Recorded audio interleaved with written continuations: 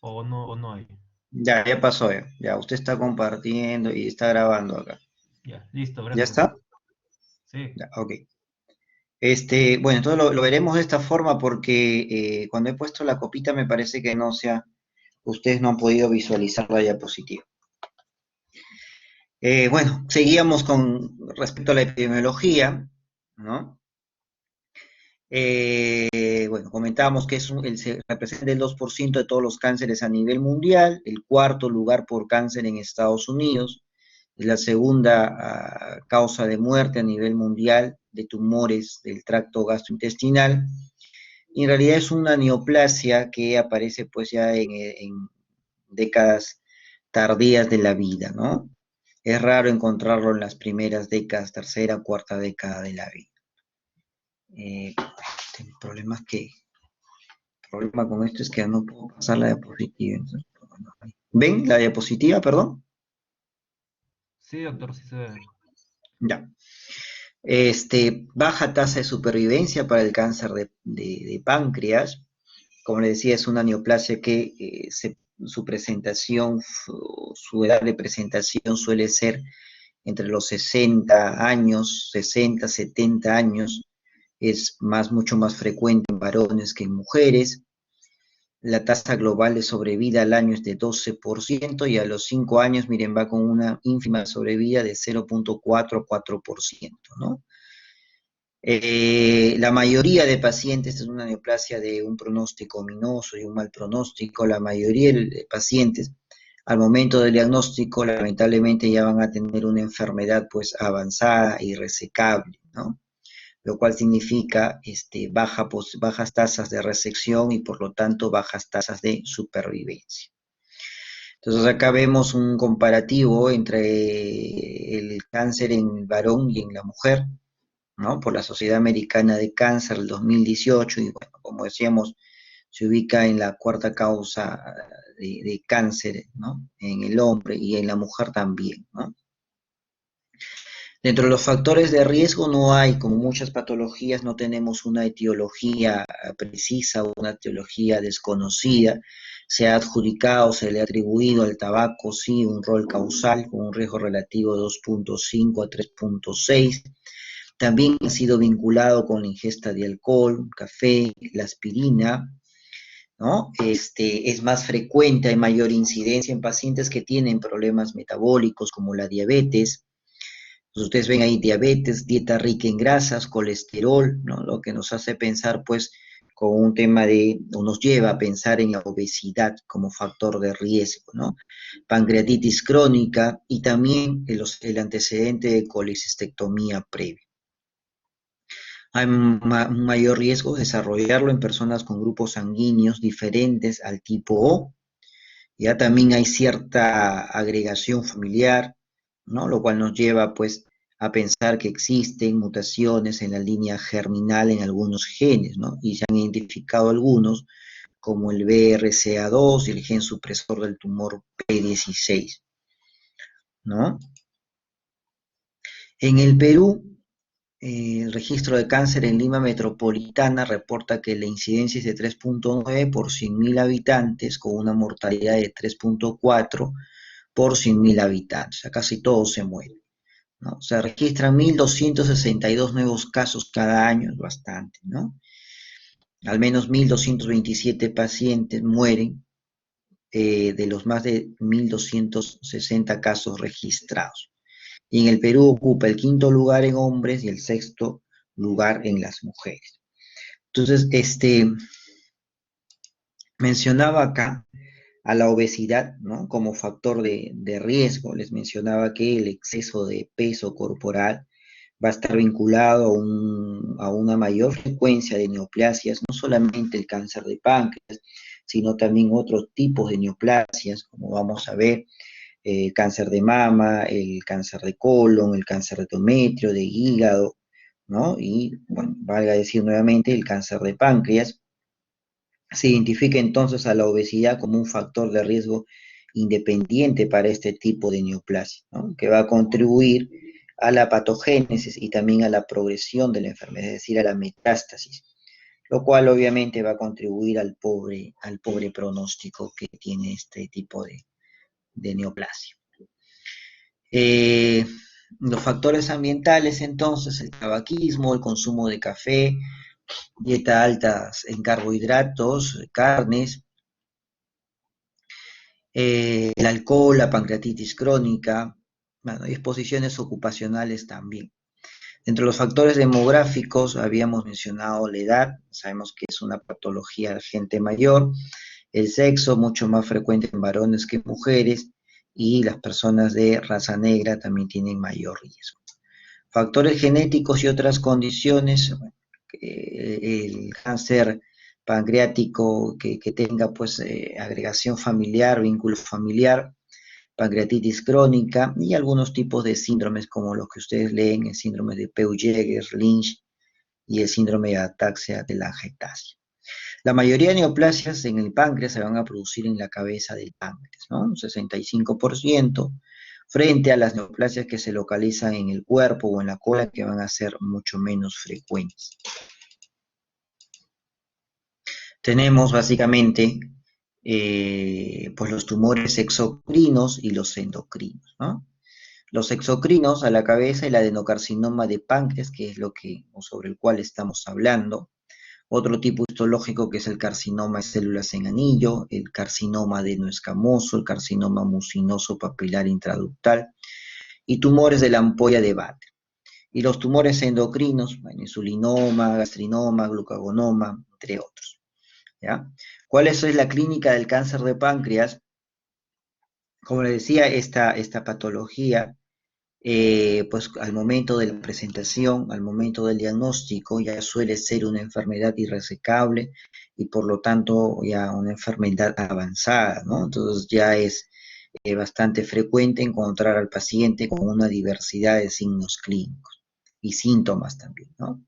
Entre los síntomas, bueno, al inicio no produce, el cáncer no produce dolor, pero ya en estadios avanzados sí ya existe dolor abdominal, pérdida de peso, que es común a muchas neoplasias, la ictericia, si es que la neoplasia pues finalmente eh, inicia o nace en la cabeza pancreática y obviamente va a obstruir la vía biliar y va a generar una ictericia obstructiva, ¿no? Síntomas constitucionales, bueno, anorexia, también puede haber náuseas, vómitos, y se ha vinculado también al desarrollo de diarrea. Dentro de los signos, la ictericia nuevamente, la coloración, la pigmentación, el hígado palpable, la vesícula biliar palpable, que es el signo de Cuvorsier-Terrier, asitis, tromboflebitis, ¿no? La asitis ya lamentablemente me habla de un proceso de carcinomatosis, ¿no? Debido al páncreas. Como les dije anteriormente, el 80% va a tener ya enfermedad irresecable al momento del diagnóstico. Ya no se va a poder hacer lamentablemente nada por ese paciente, ¿no? Entonces la clínica básicamente es dolor, baja de peso, ictericia, ¿no? Acá nuevamente recalcamos los signos clínicos, un cáncer de cabeza de páncreas, bueno, la pérdida de peso es algo llamativo, asimismo la ictericia, dolor abdominal o lumbalgia, fatiga, el signo de Cuvorsier-Terrier, la hepatomegalia, y en los cánceres de cuerpo y cola ya no se va a ver ictericia, es poco o es menos frecuente, pero sí pérdida de peso, dolor también, ictericia como ustedes ven en una menor proporción comparado al adenocarcinoma de cabeza de páncreas, la hepatomegalia y estos problemas vasculares de la tromboflebitis migratoria. Ahora, cómo hago un segundito, muchachos? ¿Qué pasó aquí?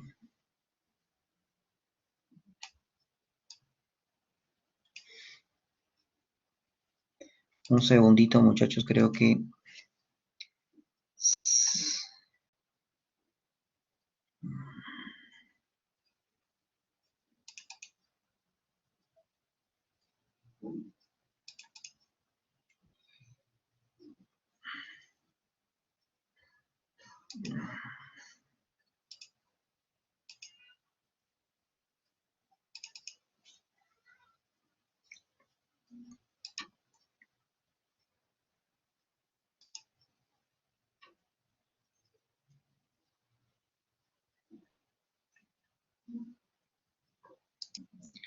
Ya. Un segundo, ahora voy a sacar esto de acá.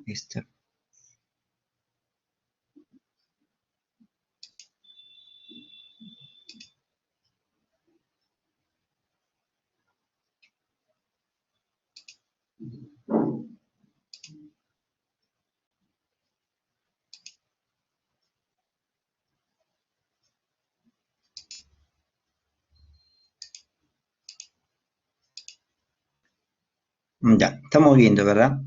Bueno, entonces nos habíamos quedado en esta diapositiva y justo íbamos a pasar al diagnóstico, ¿no? ¿Cómo hago el diagnóstico de cáncer de páncreas? Básicamente, pues la modalidad diagnóstica de elección va a ser la tomografía, ¿no? La tomografía computarizada con angiografía es la modalidad de imagen de elección para la evaluación del cáncer de páncreas, ¿no?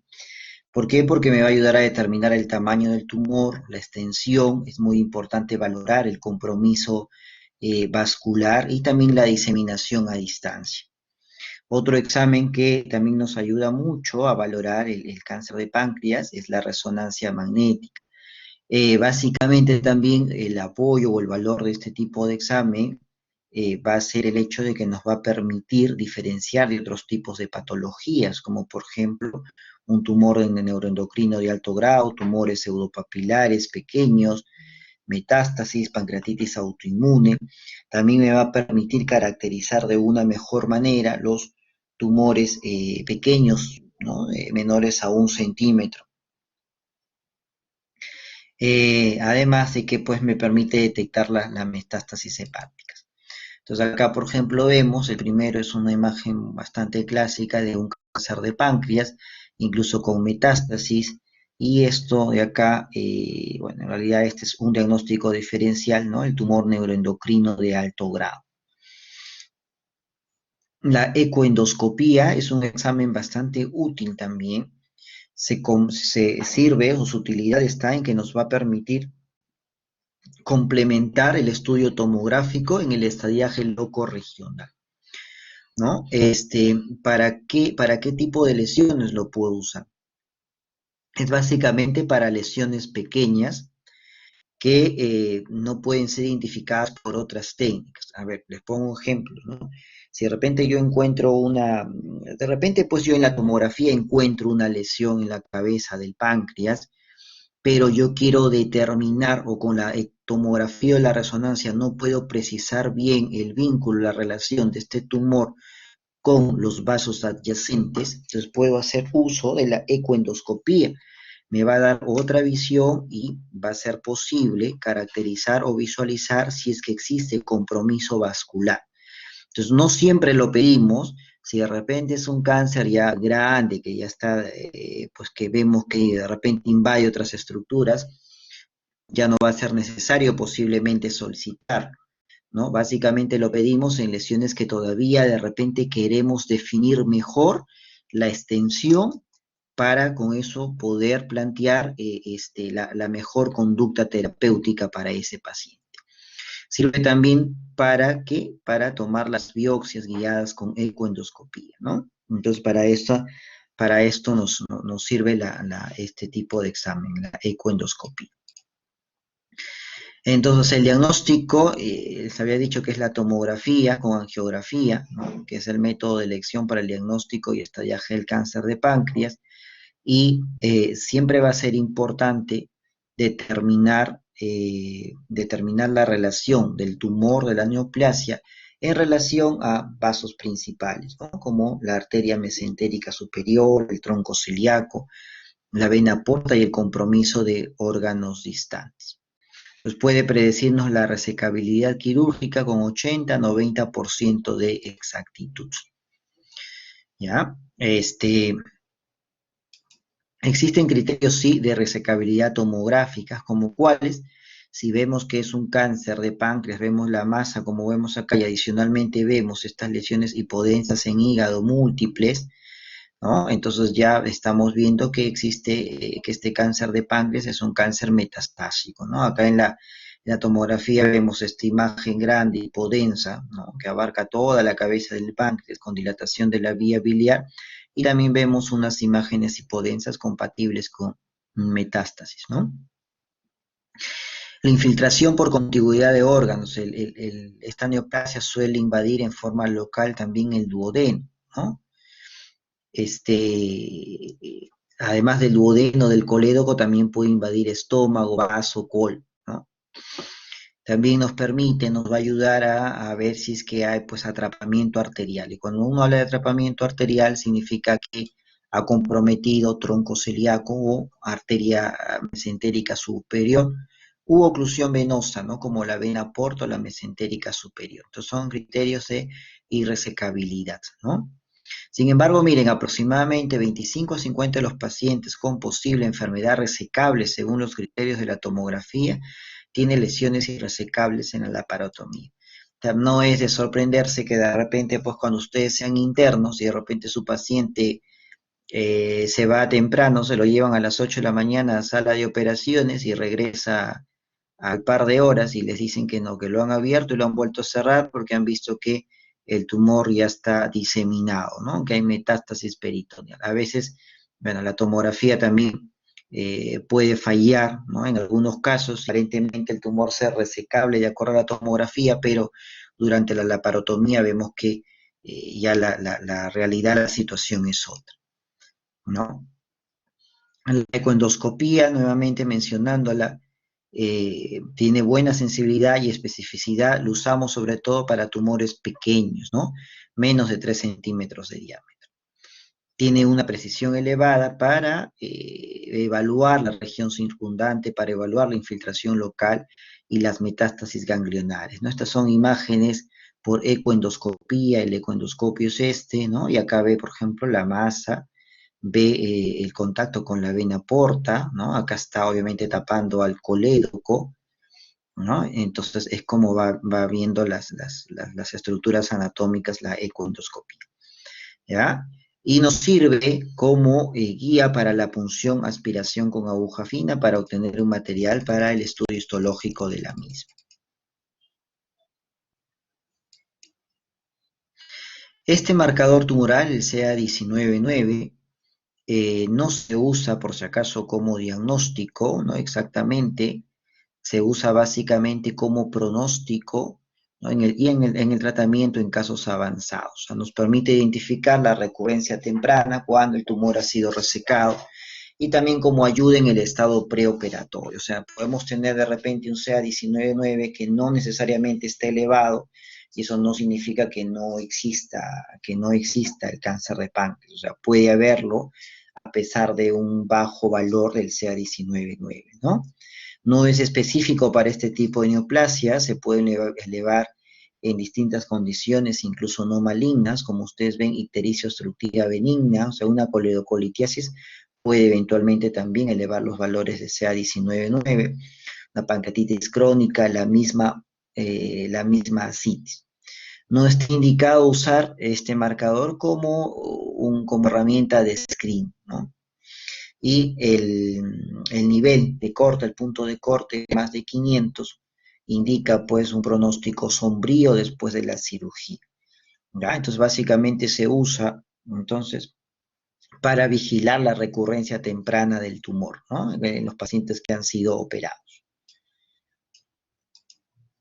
Este es el estadiaje del cáncer, ahora lo vamos a ver con figuritas un poquito más detallado, ¿no? Un estadio 1A, un tumor limitado al páncreas, pero con un diámetro menor o igual a 2 centímetros en su longitud mayor. El estadio B, un tumor limitado al páncreas, con más de 2 centímetros en su longitud mayor. El estadio 2A es un tumor que se extiende más allá del páncreas, pero no involucra el tronco celíaco, la arteria mesentérica superior. En el 2B vamos a ver metástasis nodular linfáticas. En el 3 ya el tumor involucra el tronco celíaco, la arteria mesentérica superior. Aquí estamos frente a una enfermedad irresecable. Y el estadio 4 es una metástasis a distancia.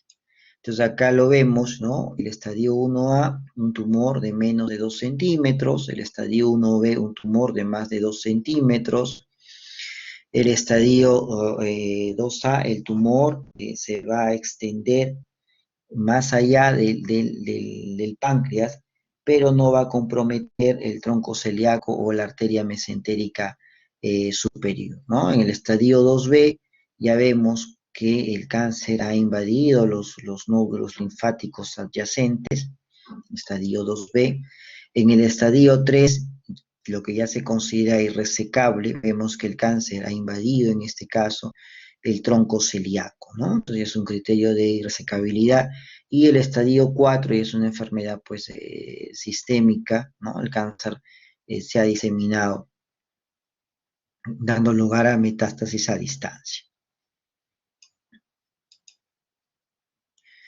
Entonces, es importante, como en todas las neoplasias, ¿no? Catalogar o hacer el estadiaje correcto. Entonces, frente a una masa pancreática, yo debo preguntarme o yo debo estudiar qué estadiaje tiene el paciente, ¿no? De acuerdo al estadiaje, voy a poder ofrecerle algún tipo de terapia, ¿no? Que la terapia puede ser desde una cirugía, ¿no? Hasta solamente una quimio paliativa, tal vez, o de repente ni siquiera eso porque ya no está en condiciones el paciente. Entonces, inicialmente la tomografía más angiografía, que nos puede dar tres posibles escenarios. Si nos da el escenario de metástasis, por ejemplo, tomamos la tomografía ¿no? Y vemos que el cáncer de páncreas, además de la masa localizada en el páncreas, vemos metástasis, por ejemplo, hepática, y de repente el paciente tiene un buen estado general, entonces solamente le tomo una biopsia a las metástasis para que, ya no para operarlos, porque ya es irresecable, sino para que el oncólogo evalúe la posibilidad de darle algún tipo de quimioterapia paliativa. Por otro lado, si tengo una enfermedad no metastásica y el tumor aparentemente es resecable, puedo solicitar una ecoendoscopía. Ahorita lo vamos a ver con más detalle. Y en el estadio intermedio, bueno, tenemos a la enfermedad localmente avanzada, también puedo hacer uso de la ecoendoscopía más una toma de biopsia. Pero a ver, regresando nuevamente al primer caso, cuando tenemos una enfermedad resecable y no metastásica, les decía que se puede hacer uso de la ecoendoscopía, o sea, estamos hablando acá básicamente de tumores pequeños todavía, ¿no? Si de repente pues hacemos la ecoendoscopía y ya vemos metástasis, bueno, solamente es biopsia de las metástasis porque ya es un cáncer avanzado. Si de repente vemos que el tumor está estrictamente, es pequeño y está estrictamente confinado a la cabeza del páncreas, que es lo más usual, sin comprometer ningún vaso sanguíneo importante, entonces se confirma la resecabilidad, ya no tengo por qué tomar biopsia y la cirugía debe contemplarse a la brevedad, ¿no?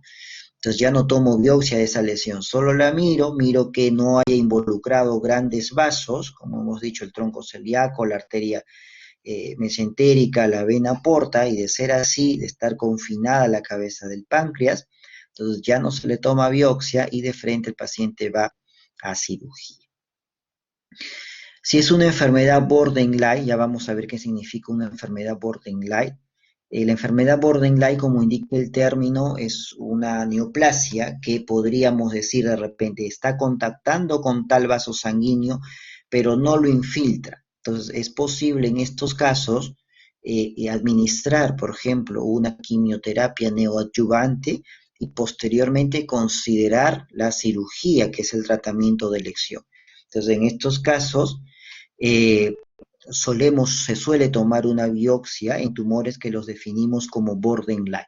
¿Por qué? Porque el paciente va a ir primero a una quimioterapia neoadyuvante y posteriormente, si hay respuesta a esa quimioterapia neoadyuvante, se va a tomar, pues se va a decidir la cirugía, ¿no? O de repente la quimioterapia neoadyuvante no tiene mayor éxito y, bueno, lamentablemente se declarará como una enfermedad irresecable. Por otro lado, tenemos una enfermedad localmente avanzada que también se le toma biopsia y ya está, ¿no? Entonces, En el diagnóstico preoperatorio vamos a tener un tumor resecable. Si es resecable, quiere decir que no va a haber compromiso de grandes vasos, del tronco celíaco, la arteria mesentérica superior. Va a estar patente la confluencia de la vena porta y la vena mesentérica superior, ¿no? Entonces, resecable es el estadio 1 y 2. Ahora el otro estadio es el borderline, que es el tumor puede contactar con la arteria mesentérica superior, ¿ya? Entonces, en estos casos sí es importante tomar una biopsia y para que el paciente, con el objetivo que el paciente vaya a una quimioterapia neoadyuvante, ¿no? O de repente lo contacta, pues no en su totalidad, lo contacta con un ángulo menor a 180 grados, ¿no? Tanto la vena porta como la vena mesentérica superior. Una enfermedad localmente avanzada y es cuando hay atrapamiento de la arteria mesentérica superior del tronco celíaco en más de 180 grados. Y una enfermedad metastásica cuando hay compromiso de los nodos linfáticos a distancia, ¿no? Entonces ya se clasifica, o podemos clasificarlo también con un estadio 4 si es que de repente pues vemos que involucra otros órganos a distancia, ¿no? Como hígado, pulmón o peritoneo con carcinomatosis. Entonces acá tenemos, como ustedes ven, el tumor resecable, no contacta grandes vasos, el tumor borderline está que lo contacta pero no lo infiltra, y en la enfermedad localmente avanzada el tumor ya compromete los grandes vasos, ¿no? Ya está infiltrando los grandes vasos, ¿ya? Entonces acá lo vemos más esquemático, más grande.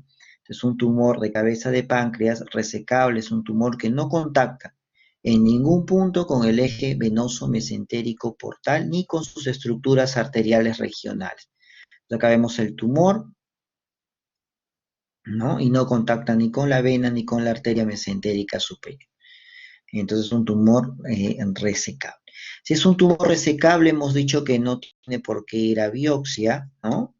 No tiene por qué ir a biopsia y debería ir pues a una cirugía electiva que es la pancreatoduodenectomía cefálica o la operación de Whipple, ¿no? Que es una cirugía bastante cruenta, como ustedes ven, miren, se va a extirpar parte de la vía biliar común, la vesícula, se va a extirpar incluso parte del antro, toda una porción grande del duodeno, además de la cabeza del páncreas, ¿no?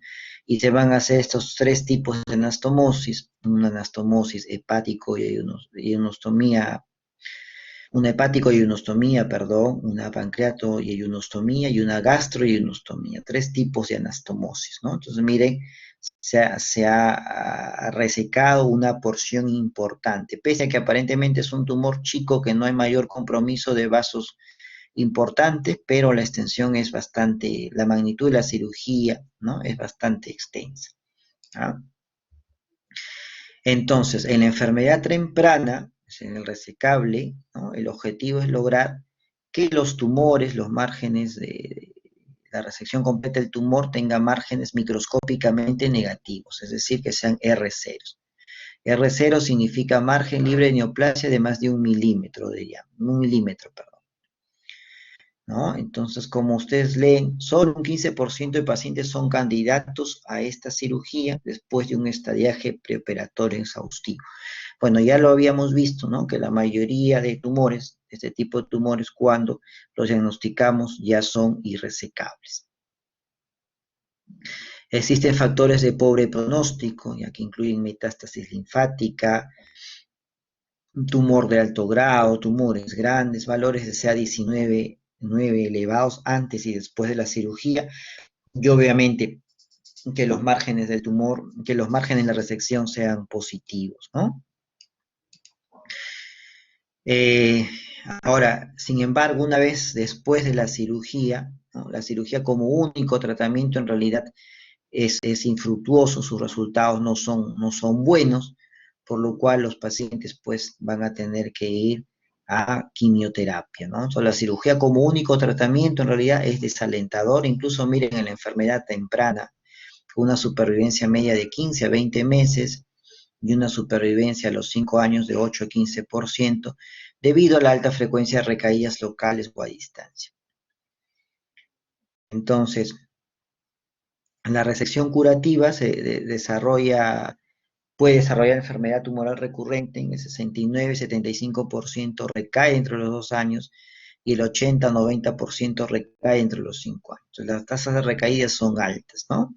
Entonces, el tratamiento estándar para un paciente con cáncer de páncreas resecable es, además de la resección quirúrgica, debe ir seguido de quimioterapia adyuvante, ¿no? Y bueno, acá les coloco qué tipo de quimioterapia es: 5-fluoracilo, ácido folínico, gencitabina, se considera la quimioterapia estándar.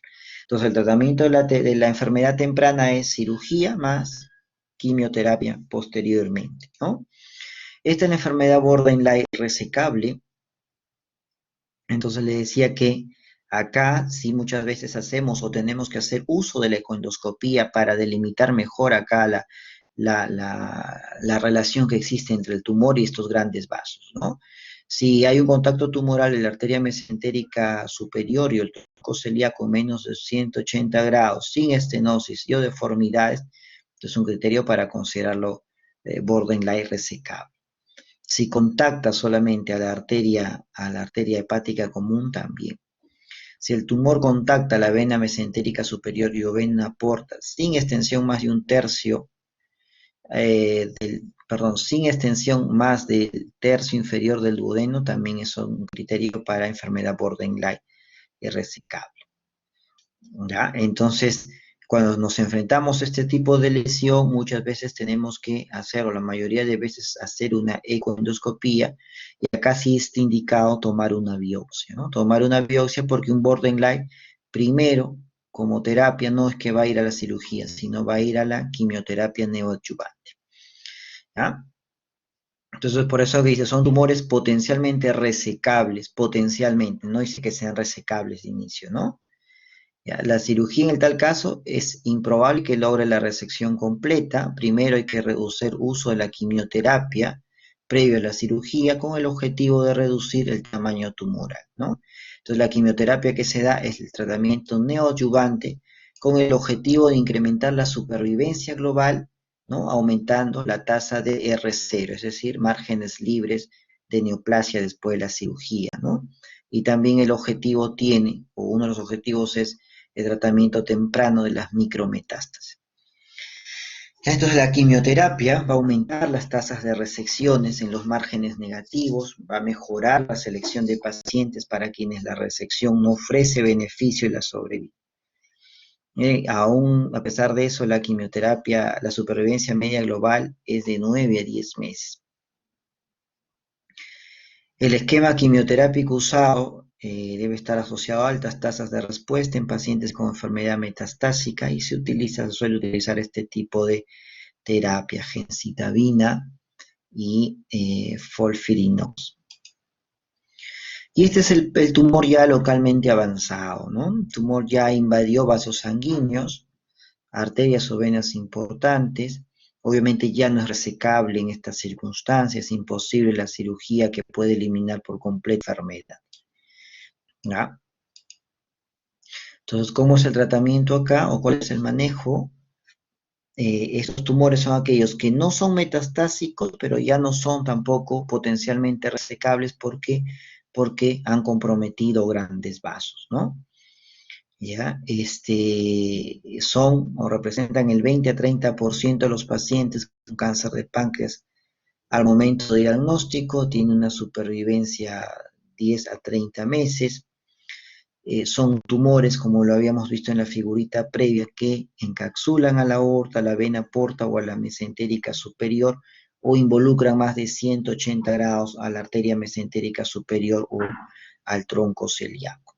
Entonces, estos pacientes, de acuerdo a la condición, se les va a dar la terapia estándar, que es básicamente pues quimioterapia, ¿no? Ya, quimioterapia. Ahora, ustedes dirán, ¿a qué pacientes es que, pues, bueno, ya hemos hablado de los criterios de resecabilidad, ¿no? ¿Qué tipo de tumor son los resecables? Básicamente los que no tienen compromiso vascular, ¿no? Con la arteria mesentérica superior, el tronco celíaco, la vena porta, ¿no? Entonces, esos casos se consideran que, pues, son potencialmente, o que son resecables, perdón, ¿ya? Y como les había dicho en una figura inicial, cuando vemos, tenemos un tumor ya pues localmente avanzado, de repente ya metastásico, se puede considerar la toma de biopsia, siempre y cuando también estimemos, ¿no? O valoremos que el estado funcional del paciente es óptimo para recibir una quimioterapia, ¿no? A veces lamentablemente tenemos pacientes ancianos que vienen con un cáncer ya diseminado, avanzado, y que ya no tiene más sustento, ya no tiene más criterio, incluso tomar biopsias. ¿Por qué? Porque podemos tener un cáncer de páncreas con metástasis, con carcinomatosis, y de repente pues es un señor ya, un abuelito que tiene múltiples comorbilidades, que tiene un estado funcional bastante venido a menos. Entonces ni siquiera el oncólogo ya va a considerar darle un tipo de quimioterapia. ¿Por qué? Porque se considera que este paciente es demasiado frágil y que ni siquiera va a soportar la quimioterapia. Entonces tenemos que entender, o sea, no podemos actuar en forma, pues, igual para todos los pacientes, ¿no? Y manejarlo de forma tubular. Tenemos que considerar qué tipo de paciente, frente a qué tipo de paciente estamos, ¿no? De repente tenemos un paciente de 60 años y de repente también tiene una enfermedad localmente avanzada, pero por su condición física, su estado funcional, sí va a ser posible que reciba quimioterapia. Entonces, es muy importante valorar el estado funcional del paciente, ¿ya? El estado funcional o el status performance, que se refiere básicamente al nivel de actividad que puede realizar un individuo y su capacidad para autocuidado. Es lo que les decía, si un abuelito, tengo un abuelito, un paciente, que pues a la justa si está para que se desplace lo tienen que estar movilizando, para cambiarse lo tienen que vestir al abuelito, entonces ya consideramos pues que su ECOP está comprometido, ¿no? Entonces, ¿por qué es importante saber el status performance? Porque me va a entregar información sobre el pronóstico de sobrevida. O sea, al margen del tamaño del tumor, la misma condición física, el mismo estado funcional del paciente, me va a hablar sobre el pronóstico de vida. Me va a ayudar a tomar decisiones sobre usos y riesgos de terapia, es lo que les decía. O sea, si ya tengo un abuelito muy venido a menos, ya para qué lo voy a maltratar más pensando en que pues pueda recibir quimioterapia. De repente ustedes hacen todo, se emocionan, lo biopsia y llega al oncólogo y el oncólogo le dice no, que por su estado funcional no va a recibir más nada y se entiende, porque la quimioterapia es tóxica, ¿no? La quimioterapia es tóxica. Entonces una persona en las condiciones de este ejemplo, de este anciano que les coloco como ejemplo, pues no va a tolerar una terapia de ese tipo, ¿ya? Y también, bueno, el estado funcional me va a ayudar a definir qué nivel de asistencia necesita un paciente. Entonces, el estado funcional o el status performance es un componente de la calidad de vida, es un factor pronóstico independiente sobre vida. Como les decía, al margen del tamaño, de la extensión tumoral, como esté, ¿no? El status performance de por sí me va a hablar de la sobrevida del paciente. ¿En quiénes es más importante? Cobra mayor importancia en pacientes con cáncer avanzado que con cáncer inicial. Porque si es un cáncer inicial, vamos a tener la chance quirúrgica, ¿no? Va a ser potencialmente resecable o resecable, lo vamos a operar, pero si es un paciente mayor, pues ya, o un paciente venido a menos, ya no va a ser posible. ¿No? Y como les decía, la funcionalidad se relaciona con probabilidad de respuesta a quimioterapia, ¿no? Si es un abuelito ya muy venido a menos, es decir, con un ECOG ya comprometido, pues también va a tener una baja posibilidad que responda a la quimioterapia. Entonces, esto es el ECOG, la clasificación del ECOG, de ECOG 0 a ECOG 5, ¿no? Un ECOG 0 es asintomático, totalmente activo, como se supone que somos todos nosotros, ¿no? ECOG 1 ya hay una restricción activa intensa, pero es capaz de trabajo ordinario. ECOG 2 ambulatorio y capaz de autocuidados, pero es incapaz para trabajar. Levantado más del 50% del tiempo, despierto. ECOG 3 capaz de algún autocuidado. Vida, cama, sillón, esa es su vida, se pasa ahí. Vida, cama, sillón, más del 50% del tiempo despierto. Un ECOG 4 es incapacidad total, silla, cama el 100% del tiempo despierto. Y ECOG 5 es muerto. Entonces, es importante valorar el ECOG para saber qué tipo de ¿no? ¿Qué tipo de terapia también va a recibir este paciente? ¿Ya? A ver, esto de acá, si quisiera ponerlo acá. ¿Logran ver ahí?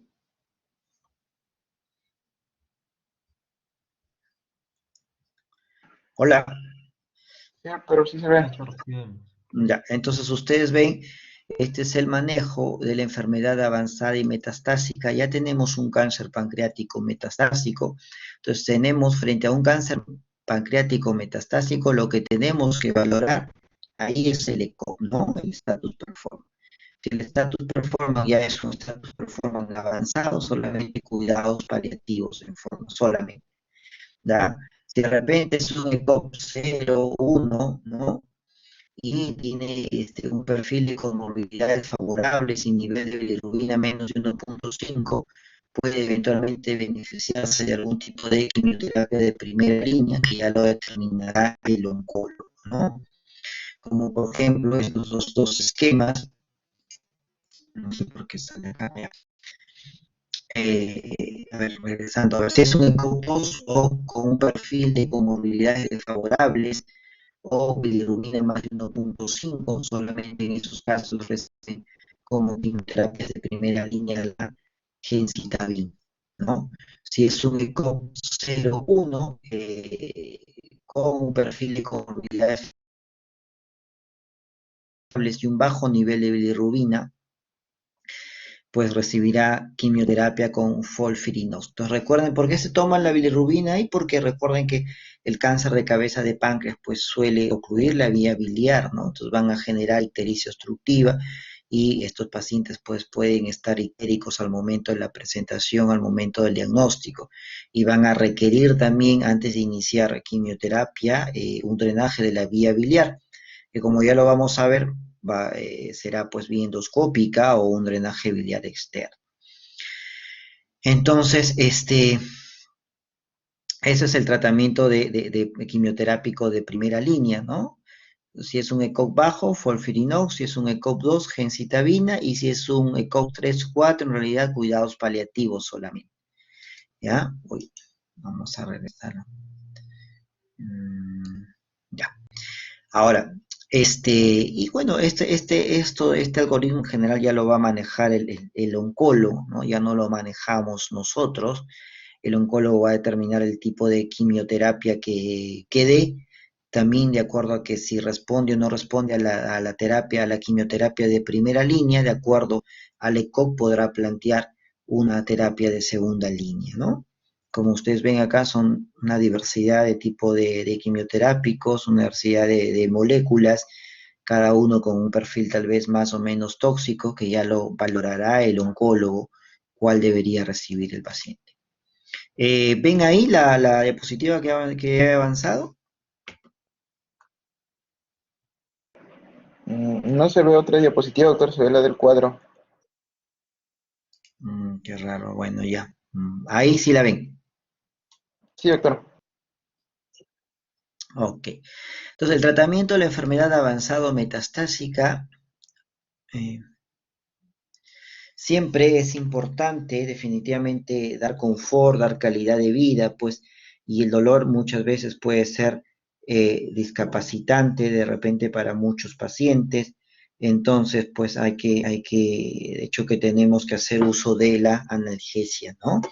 Entonces, el 75% de los pacientes va a presentar dolor abdominal, dolor de espalda, y 80% con cáncer pancreático experimentan un dolor severo previo a la muerte, ¿no? Entonces acá básicamente usamos los derivados de los opioides, también podemos usar como terapia otros medicamentos en forma adyuvante como gabapentina, pregabalina. Eh, Otras opciones de tratamiento para el dolor, pues a la quimioterapia, los mismos analgésicos y las intervenciones técnicas, ¿no? La quimioterapia, el folfirinox también ha demostrado que puede controlar el dolor y dentro de las terapias endoscópicas, el bloqueo del tronco celíaco, del plexo celíaco, para controlar el dolor, reduciendo la frecuencia de drogas y sus efectos adversos. Entonces, como ustedes ven, se ingresa por ecoendoscopía, se aborda el plexo celíaco, ¿no? Y se va a tratar a ese nivel para bloquear las vías de dolor. Una complicación bastante frecuente del cáncer de cabeza de páncreas va a ser la obstrucción biliar. Entonces, se debe intentar colocar pues un stent biliar metálico, ¿no? Que es y vía endoscópica, que es la forma más segura, ¿no? Y también es bastante exitoso. ¿Ya? ¿Mediante qué? Se coloca mediante la CEPRE, ¿no? La colangiopancreatografía retrógrada endoscópica, y es preferido frente al abordaje quirúrgico percutáneo, ¿no? Es preferido. Entonces, estos stent metálicos autoexpandibles son superiores a los stent plásticos en pacientes con expectativa de vida de más de 3 meses en términos de duración, menos falla terapéutica, menor necesidad de reintervención, menor colangitis, mayor calidad de vida del paciente. Otra complicación es la obstrucción gástrica duodenal, ¿no? Que consiste en colocar pues, un stent metálico expandible. Como les dije al inicio, el tumor pancreático puede extenderse, puede comprometer, infiltrar el duodeno y obviamente generar una obstrucción al vaciamiento gástrico, ¿no? Entonces se puede colocar eventualmente una prótesis. Bueno, entonces, recapitulando, para el diagnóstico de cáncer de páncreas voy a tener 4 posibles escenarios. De un lado, si es resecable, debe ir directamente a la cirugía con posterior quimioterapia adyuvante. Si es metastásico, dijimos que dependerá, lo que voy a hacer en ese paciente dependerá mucho del estado funcional, del status performance. Si es un status performance 3-4, solamente hay que darle calidad de vida, soporte. Si es un status performance 0-1, bueno, la posibilidad de recibir quimioterapias también paliativas como FOLFIRINOX u otro esquema con gencitabina, hay que contemplarlo, ¿no? Pero ya esto cae en el campo del oncólogo, ¿no? O si es un status performance 2, la quimioterapia a base de gencitabina. Si es un tumor resecable, ya vimos que si es un tumor resecable, tenemos que tomar biopsia y debe ir a una quimioterapia neoadyuvante, ¿no? La radioterapia, respecto a la radioterapia, hay resultados, no son exactos, ¿no? Hasta ahorita lo que se usa es la quimio neoadyuvante para el tumor borderline resecable. Debería idealmente hacerse una exploración quirúrgica con el objetivo pues es del tratamiento es lograr la resección R0, ¿no? Es decir, márgenes que no estén comprometidos, ¿no? Entonces, si es resecable, debe ir a resección y nuevamente quimioterapia posterior. Y si no es resecable, solamente quimioterapia. Y en los pacientes con cáncer localmente avanzado, solamente quimioterapia. ¿Ya? Bueno, entonces acá está un poquito este es otro esquema similar. Si tengo un NM de páncreas, si hay metástasis, básicamente quimioterapia paliativa, pero eso dependerá del status performance. Si no hay metástasis, tengo que preguntarme si es o no resecable. Si es resecable, ¿no? Debe ir pues a la cirugía y luego de 4 o 6 semanas de que se ha recuperado, iniciar los esquemas de quimioterapia. Si no es resecable, ¿no?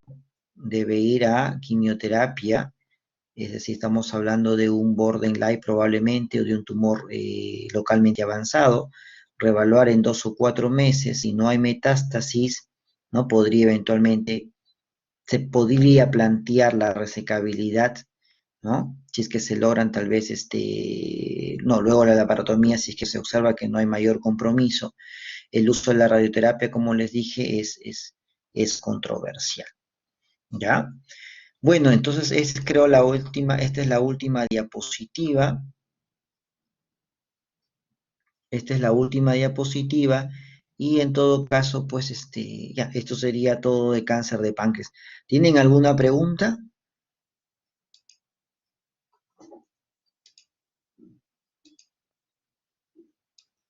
Jóvenes.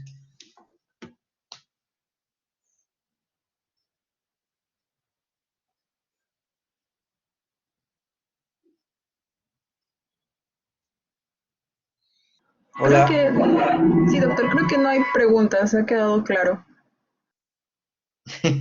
¿Ha quedado claro o no han entendido nada?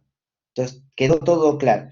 Entonces es importante nuevamente el enfoque básicamente del manejo, ¿no?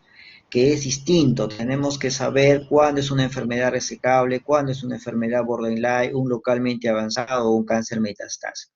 Eso lo vamos a determinar con los exámenes de radiología, con los exámenes con los exámenes radiológicos, ¿no? Con los exámenes radiológicos. Entonces es importante valorar el tamaño, el compromiso de las estructuras vasculares vecinas para saber, pues, cuál es el compromiso real. Y lo otro y lo otro que también es importante para definir el tratamiento, sobre todo la enfermedad ya avanzada, es el status performance, ¿no? Como les dije, nos va a ayudar a definir qué tipo qué tipo de tratamiento le voy a dar, ¿ya? Bueno, algo asociado con el tema. Bueno, la clase en todo caso, por favor, me pueden mandar me mandan un WhatsApp o me mandan un correo a WhatsApp y se los mando a su correo. Sí, a ver, Katia Bernaola. Sí, doctor, una consulta. Por ejemplo, al encontrar nosotros un cáncer de páncreas temprano, ¿eso podría tratarse de repente de algún incidentaloma? O sea, no lo estábamos buscando, pero sí lo encontramos. Bueno, los incidentalomas son hallazgos que a veces nadie los sospecha, por eso se llaman así, ¿no? De una patología determinada que a veces uno los puede valorar o los puede ver básicamente en exámenes imagenológicos o endoscópicos, ¿no? Y algunos pueden ser relevantes y ser finalmente un cáncer de páncreas, ¿no? O sea, de ahí pueden hacer la sospecha y terminar siendo un cáncer de páncreas, ¿no? Ahora, el diagnóstico también, hay un diagnóstico diferencial también que no es, es un poquito más, digamos, rebuscado, ¿no? Pero existe también algunas patologías, como por ejemplo la colangiopatía por IgG4, que a veces pueden aparecer como forma de masas, los tumores neuroendocrinos, otros tipos de hallazgos que sí pues, tienen una relevancia pronóstica y es importante determinar frente a qué tipo de patología estamos, ¿no?